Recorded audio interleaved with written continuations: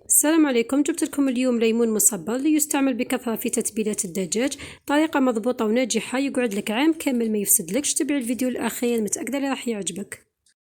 جيبي حبة من الليمون، غسليهم مليح ونشفيهم جيدا من الماء.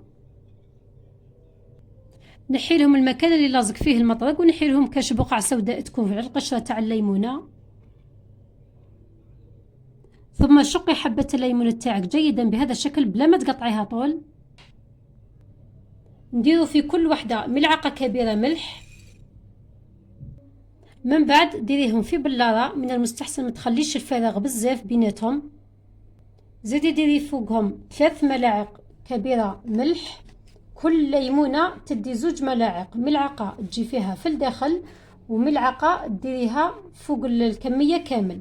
بسم الله هنا درت انايا 3 حبات ليمون تديري 6 ملاعق. 3 ملاعق يجوا داخل حبة الليمون و3 ملاعق يكبهم فوقهم بهذا الشكل.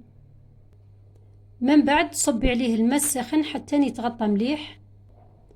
من بعد سكري عليها مليح مليح وخليها من 20 إلى 25 يوم خارج الثلاجة. من بعد دكيها في الثلاجة تقعد لمدة سنة كاملة. شوفوا هذه حبة ليمون قعدت لي من كمية خدمتها العام اللي فات، قعدت هي ما صار لها والو. اللون تاعها طبيعي يتبدل كما كل الخضار اللي راقدوها رايح يتبدل اللون تاعها من الملح.